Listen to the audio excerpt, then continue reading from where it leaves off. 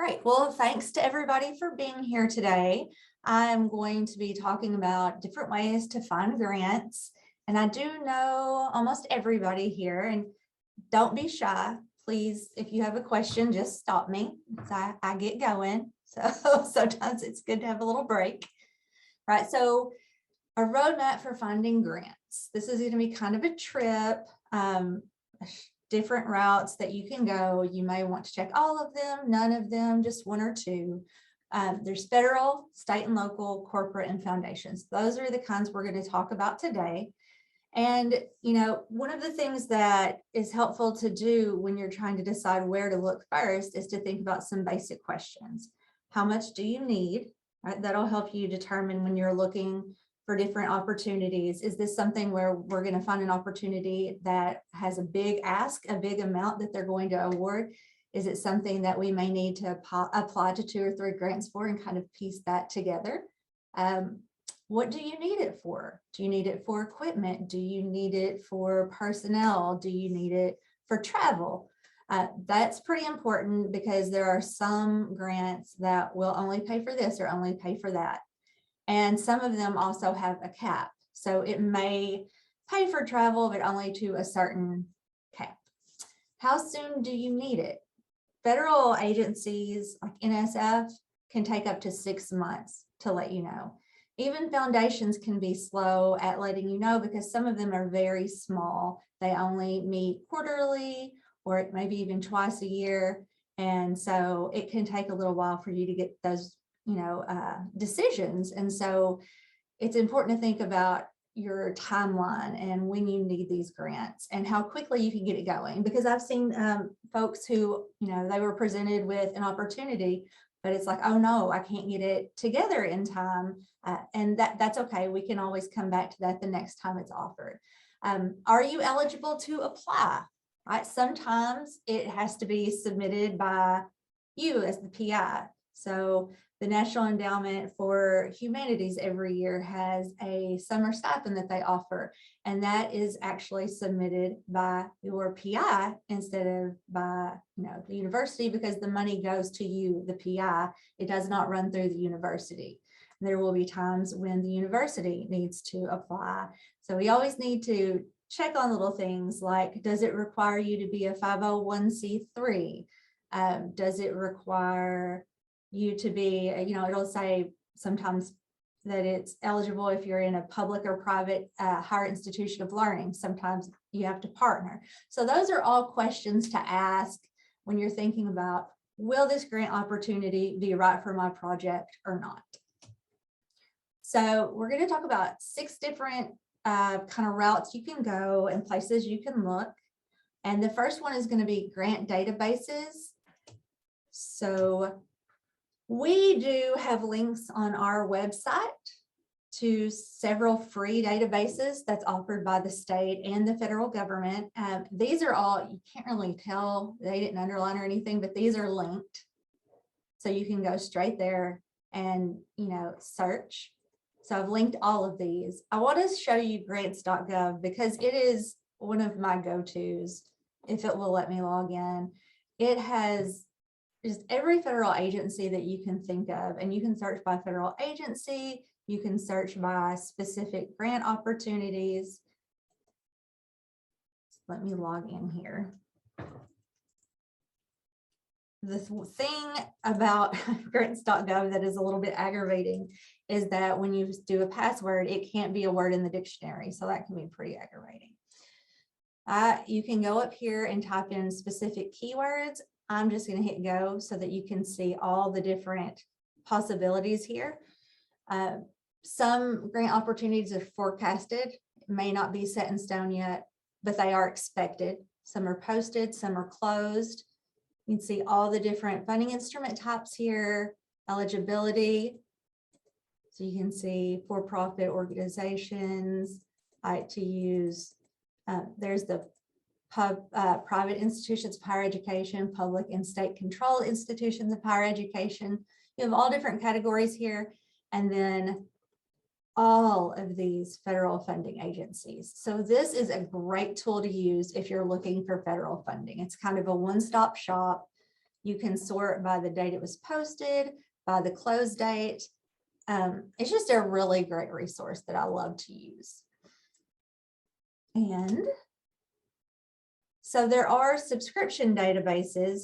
Our office is subscribed to the Grant Resource Center, and it offers Grant Search, and it's designed so that you can easily access grant availability information. And I'll show you more about it a little bit later, but it's great because it has federal funding opportunities and foundation funding opportunities. It is part of the one login thing. So you can see I have to log in with my UCA information, and it's going to tell me that my password is going to expire. All right, so here you can see it's part of our web page here.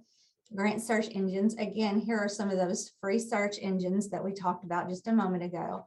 The Grant Resource Center, you will have to have a specific username and password. This is what you will use every time.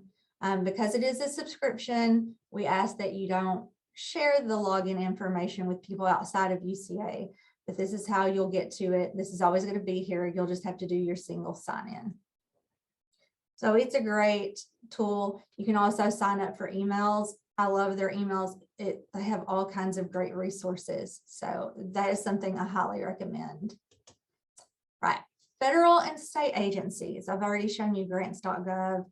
And if you think you're really interested in federal funding, I would just get in there, set up a grants.gov account, and just kind of play with it. There are some YouTube videos that are available about how to use it, but it's a great resource.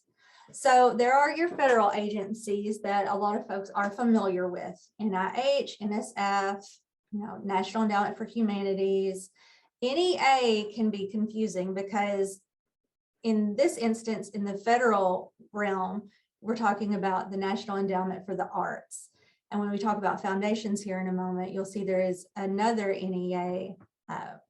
So it can be, just make sure if you're doing a Google search that you really look to see which one it is popping up, because that has confused me in the past. We've got Department of Defense, Department of Energy, all of those. And then there are state agencies, right? So there's the Department of Education, Department of Transportation. And what you'll probably notice about these is for a lot of the federal agencies, there is a state agency as well that corresponds with that. So there's the U.S. Department of Education, and then there's the Arkansas Department of Education. There is the U.S. Department of Transportation and the Arkansas Department of Transportation. So now you have some options there about how to go about searching. Get this where I can see everybody. You can also view abstracts of funded proposals. Depending on NIH Reporter will let you pull up information. It will not give you the whole proposal, but it'll give you an abstract. NSF has a similar search function. National Endowment for Humanities has a funded projects query form. And these are useful because it shows you who the PIs were. And I've actually had good luck contacting some of the PIs and asking, hey, do you mind sharing your funded proposal with me? And sometimes they're kind enough to do that. And that's a really good resource because they've been funded. So it's a good proposal to look at. Professional organizations, this is kind of where the NEA was coming in. So there are a lot of organizations that you actually have to be members of to be able to get that grant funding. And I've been really disappointed a lot of times because I find this perfect opportunity, but I don't know whether or not the university is a member. So there may be times when I reach out to you if I have found one that I think is really a good fit and ask, are you a member of this? But here is the NEA that I was speaking about earlier. So this is the National Education Association. There's the American Chemical Society. There's just various things here. MLA, American Philosophical Society. If you are a member of any professional organization, I strongly recommend that you look around their website and see if they have any grant opportunities. You're going to have less competition with these because they're only open to members of that specific organization. All right, now we're going to talk about foundations, and this is where the Grant the Grant Research Source Foundation is going to come in. And I've put some examples here of Arkansas foundations, but let me show you this GRC because it casts a wider net. So you'll log in and you've got grant search up here. This can be a little bit clunky, but it is useful because you can pick academic category, academic subjects. You can go down here and select activities. And here you see there are foundations. If you want to look at a particular foundation, all kinds of things here. You can see the American Chemical Society is here. Just about everything you can think of. And you can do just a keyword search if you want to. Let me show you. So I'm going to select education and I'm going to select distance learning. I'm going to add that here to my academic subjects. And I am going to look for curriculum materials and development. So you see it's added over here. You can add multiple activities. You just have to hit add. And I'm not going to select a funding sponsor because I want to cast a really wide net. So I'm going to hit search here. I'm just going to pull up 9 matches. So it'll tell you the program and whether it's a foundation. There you see NIH, NSF. So this is a good mixture. It'll tell you over here the deadlines. This one here, no fixed deadline, so it's rolling. You can submit at any time. Some of these you'll see there's 2 deadlines, right? One in the fall and one in the spring. So there's some opportunities here. You may find one here like this NSF. It has already passed, but you can click on it and it's something that you can find out about, even though it's already passed. Being that it's NSF, it will probably roll around again. And so you can keep an eye out for it. Social media is actually a really good source for going and looking at different opportunities and having them send those opportunities to you. They'll pop up in your feed. So I have went to Candid Learning and some other places and kind of pulled up some information for you just to let you know how helpful social media can be. So 15%, and this is from the Council of Foundations, and there's a link to it. This is linked if you want to look at the longer article. So 15% of the largest 100 foundations have blogs. Blogs can be a great place to look that we don't necessarily think about. 37% are on Facebook, 31% are on Twitter. According to a Forbes article, which is also linked, nearly 99% of nonprofits in the US and Canada have a Facebook page. I was surprised about that because I think of Facebook as more, keeping up with family, keeping up with friends, but it can actually be a great resource to check in on nonprofits and see if anything comes up for grant opportunities. 56% use Instagram, which I was very surprised about as well, and 64% use Twitter. LinkedIn is 37%. LinkedIn is actually the best tool I have found because it's almost effortless. I follow NSF and opportunities just appear in my feed. So that's a great resource. LinkedIn is actually the world's largest professional network. This is according to LinkedIn. Nearly 800 million members in more than 200 countries and territories worldwide. So it's definitely a wide net that you can cast. And again, it's pretty effortless. It just shows up different grant opportunities. Per Statista.com in 2021, Twitter had 206 million monetizable daily active users worldwide. So, and you can also, check YouTube to see a lot of times it'll show you information about how the peer reviews are going and things like that, opportunities. So you might not have thought about social media. I didn't at first, but it's actually been very useful to me. So you might, just follow NSF on LinkedIn or Facebook. Certain groups, Black Girls Coding is one that I follow on LinkedIn. So, I would just really look out there, the organizations that you're familiar with, see what social media they have, and consider following them. Networks are very, very important. You can reach out to your current or former colleagues and see what work they're doing, see if there's a possible collaboration there, see if they have had success in grant writing. Maybe that's someone who can mentor you, right? At least give you some ideas about what grants you might want to seek. Making connections at conferences is also very useful because, again, there may be a collaboration that you can set up between institutions, and that opens you up to opportunities that you wouldn't even qualify for necessarily if you were just seeking it out on your own. Getting to know program officers and contacts is also very useful. I'll use an opportunity that we just submitted for that it was actually a great example of this. It's the Mary Pence Foundation. And there was a webinar and I attended that webinar, and the program contact gave that webinar. And then I was able to set up a meeting with myself, the program contact, and my PIs. And they were able to have a great discussion, kind of bounce their ideas off the program officer and see if it's something, they got to see if it was something that was even worth, applying for. It was a great experience.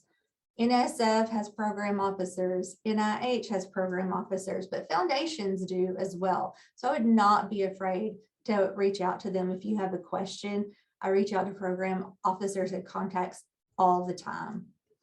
Contact individuals who have previously received funding. You can use those tools that we talked about just a moment ago. So, for example, I'll use something that is also very recent. In fact, it's going on right now. There are study abroad grants through the Department of State, U.S. Department of State. And they don't have examples of funded proposals, but I was able to search to see what proposals had been funded. And that is an example of when I reached out to someone who had been funded and they graciously shared their proposal with me so that I could share it with my PIs. And that's just a really good example of seeing how things are structured and what kind of things they're interested in. So there are all these different paths you can go. You may just seek out federal funding. You may just seek out foundation. You may investigate all of the different avenues. I'll tell you, with federal and state, they tend to be pretty competitive. But the great thing about federal agencies is they will give you feedback. They can be very useful. You can turn around, use that feedback, reapply, and possibly get funded if you aren't funded the first time. Foundations do not tend to give feedback. And again, a lot of times it's because they have a very small staff. They simply do not have time to provide feedback for every individual proposal.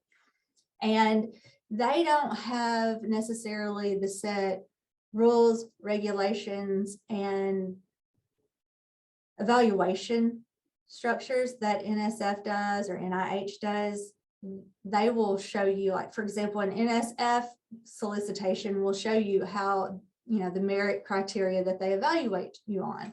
Foundations, it can be a lot more subjective.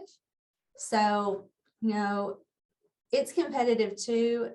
You just have to figure out what you think is right for you, right? Now, I'm going to give you a little bit of information on corporation because I didn't spend a lot of time on this yet, but there is a website called Candid Learning, and it's got a lot of great different information about foundations and things like that. So they have kind of divided corporation up into company-sponsored foundations and corporate direct giving programs. So these are two separate things. The company-sponsored foundations are separate legal entities. They can be private foundations or public charities. They generally maintain small endowments, and they rely on regular contributions from the parent company, right? They must follow the appropriate laws governing private foundations or public charities, including public disclosure requirements, right? So you can go on and look at these. I think it's a 990. You can go in and look at these that it's a forum where you can see what entities they have given money to before.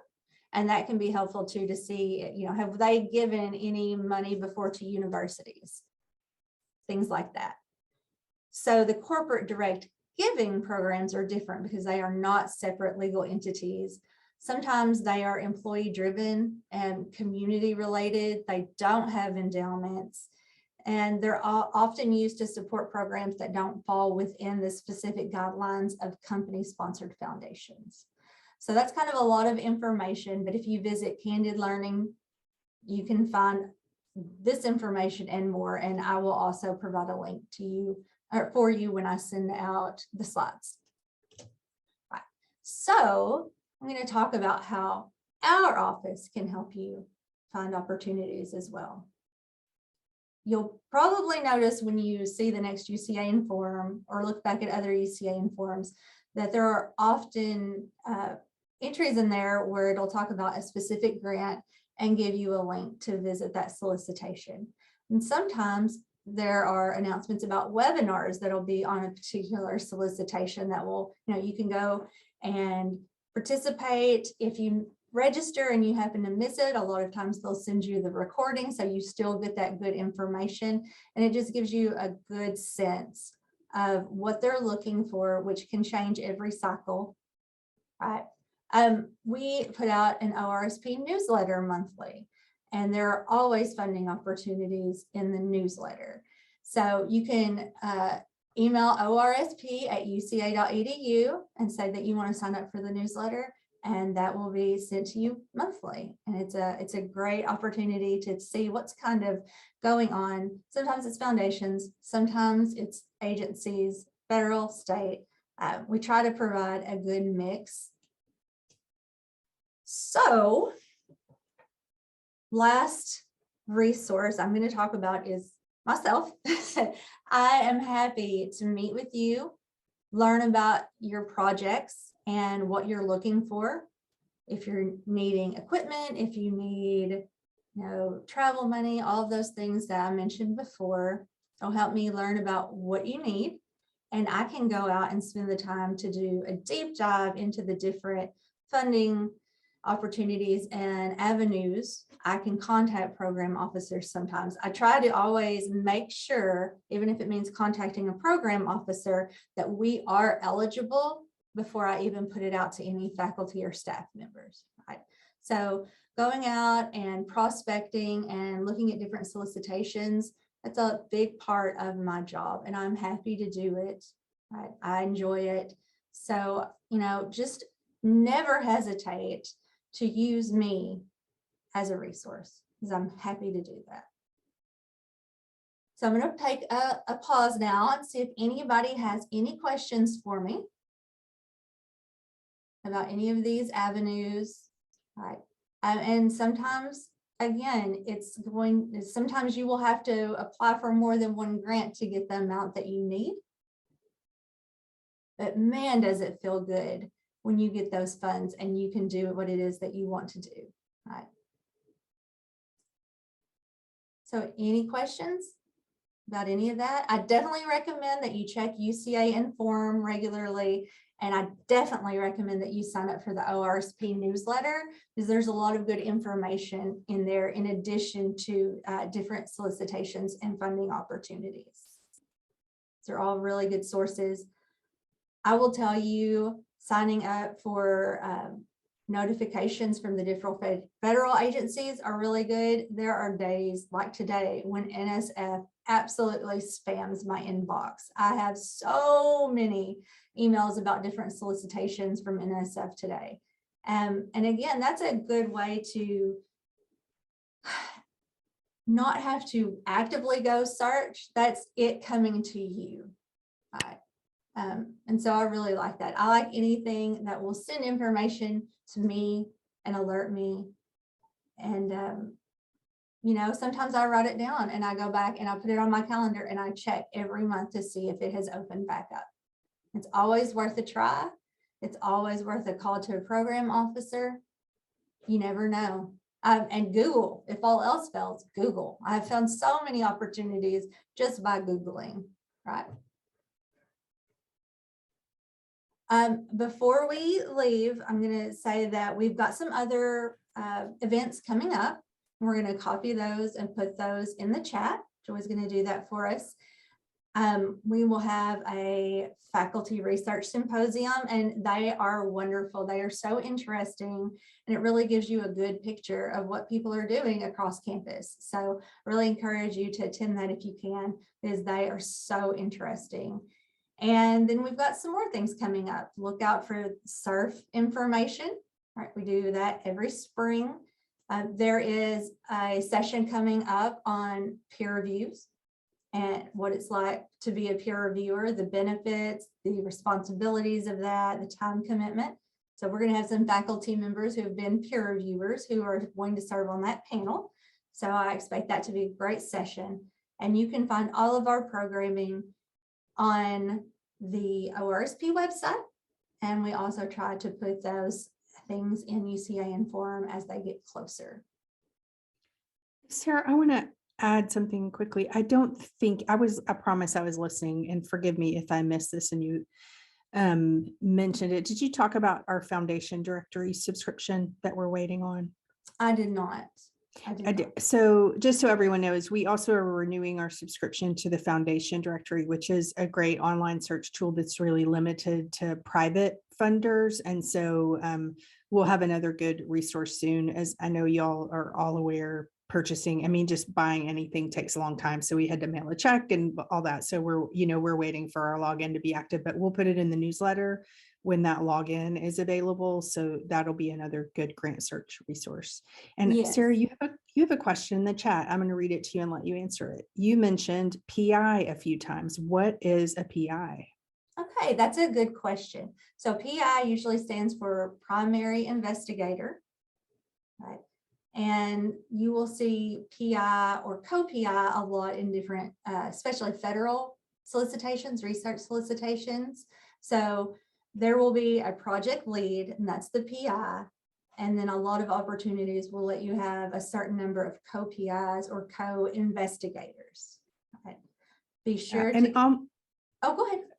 No, go ahead, Sarah. I'm sorry. I didn't intend to interrupt you. No, you're fine.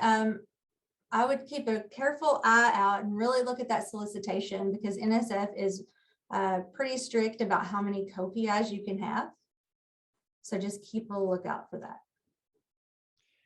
Yeah, and I would add PI is the common term on research grants, and our office just tends to use that for any grant, whether it's programmatic or research or not program grants, anything else. We just talk about the PI, and that means the person who is responsible for the proposal, the faculty or staff member who is applying for the grant. Yes. So sorry, we are just all real used to our grant language, and thanks for slowing us down. Yes, thank you for that. In higher education, we love our acronyms. Do we have any more questions in the chat?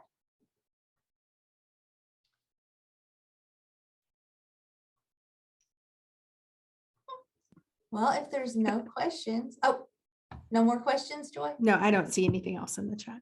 Okay, great. Well, if there are no more questions, I will let you have the rest of your X period to do what you need to do. But please do not hesitate to reach out to me if I can be of any help to you. I love working with staff. I love working with faculty. And just a big thank you for attending this and having an interest in grants.